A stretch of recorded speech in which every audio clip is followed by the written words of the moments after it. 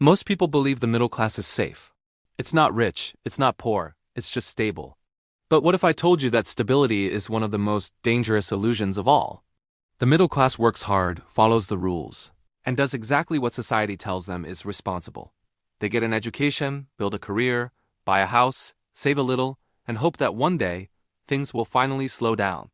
But for millions of people, that day never comes. And it's just not because they failed, it's because the system was never designed for them to truly get ahead. The middle class doesn't collapse in a dramatic sudden event. It's more like a slow bleed. A quiet erosion through 1,000 tiny cuts. Expenses, expectations, and the relentless ticking of time. Think about it. Every raise you get seems to come with new, unavoidable costs. Every promotion demands more of your hours, more of your energy. Every lifestyle upgrade, a bigger house, a nicer car quietly increases your dependence on that next paycheck. And before you even realize it, what felt like progress has turned into pressure. You're running faster just to stay in the same place. One of the biggest lies ever sold to the middle class is that a high income equals security. But income alone means nothing if it's completely tied to your time. The moment you stop working and your income stops, you are not free, you are rented. You might earn more than others, but you're still trapped inside the exact same loop.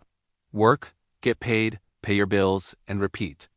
This is precisely why so many middle-class professionals feel exhausted but completely trapped. It's not that they're lazy. It's not that they're irresponsible. They are overcommitted. Mortgages that span decades. Car payments that feel like a permanent fixture. A mountain of subscriptions for everything you can imagine. The weight of family expectations and the constant pressure to keep up with social standards. None of these things are inherently bad on their own.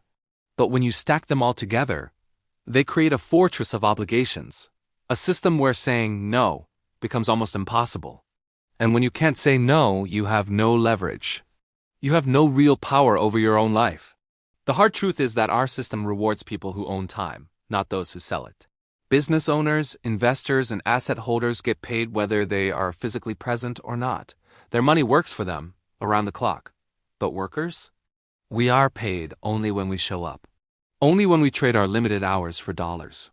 That single difference changes everything. The middle class is taught to optimize their effort. We're told to work harder, work longer, become more valuable to our employer. But the wealthy are taught to optimize structure. They ask fundamentally different questions. Instead of asking, how can I earn more per hour? They ask, how can this asset earn money without me? Instead of asking, how can I save a little more from my paycheck?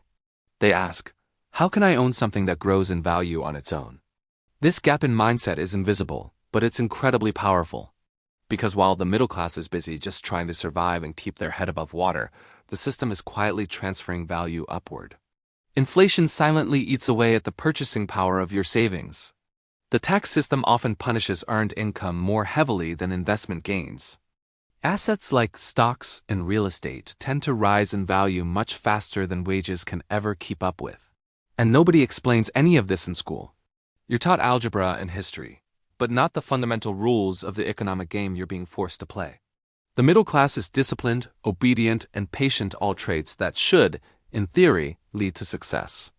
But in a system that's built on ownership, these very traits often lead to stagnation. This is why two people can work equally hard, live equally responsibly, and end up in completely different financial realities after 20 or 30 years. One person owns assets that work for them. The other person owns obligations that they have to work for. And over time, that gap doesn't just grow, it becomes a chasm that's nearly impossible to cross. True freedom doesn't come from working harder inside a system that's stacked against you. It comes from stepping outside the rules you were never taught to question in the first place. Now, this doesn't mean you should quit your job tomorrow and throw caution to the wind. That's not the message. The message is to understand the game you're in. It's to internalize the fact that your time is finite, your energy is limited, and your effort alone is not enough to win. The middle class doesn't fail because it lacks discipline. It fails because discipline without leverage leads nowhere.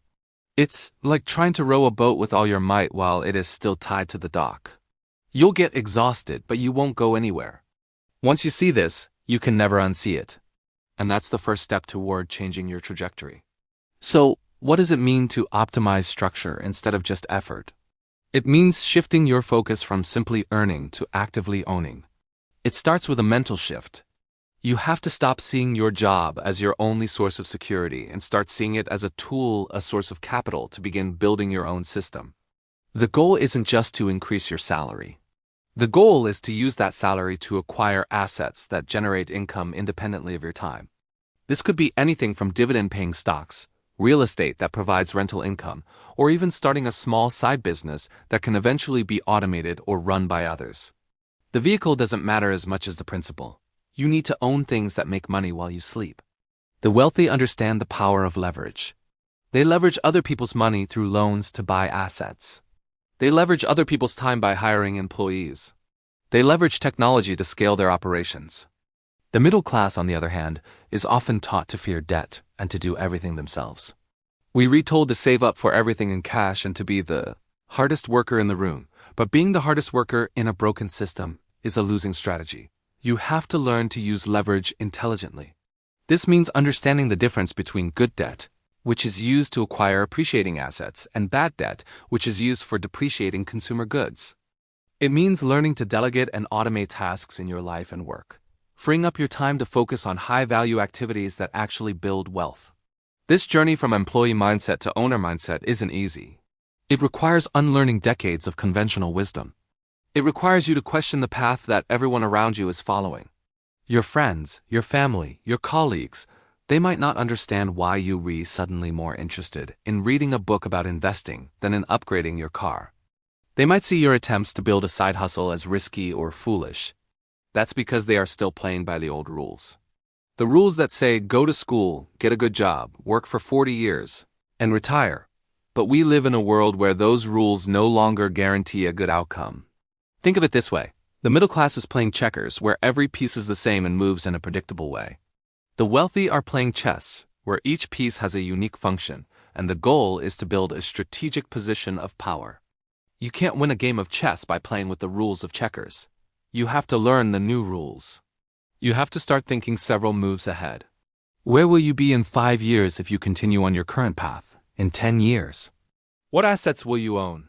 How much of your income will be independent of your time? If the answer is not much, then now is the time to change your strategy. The solution isn't to be angry at the system. Anger is an emotion, not a plan. The solution is to understand it so you can navigate it effectively. It begins with financial education, not the kind you get in school, but the real-world education about how money, debt, taxes, and investments actually work. It means taking a small portion of your income, no matter how small, and consistently putting it into assets that have the potential to grow. It means valuing your time so much that you refuse to trade all of it for a paycheck. It means building a life where your financial security isn't dependent on a single employer. The Great Deception was convincing an entire class of people that their labor was their most valuable asset. Your labor is a renewable resource you expend every day.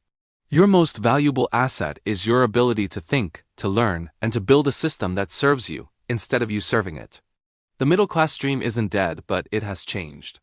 It's no longer about climbing a corporate ladder. It's about building your own. It's about moving from being a pawn in the game to becoming a player. And it starts the moment you realize that your discipline and hard work deserve to be invested in a strategy that actually leads to freedom. Once you see the game for what it is, you can finally start to win. Thank you for watching. If this video resonated with you, please hit the like button and subscribe for more content that challenges conventional thinking. Let me know your thoughts in the comments below.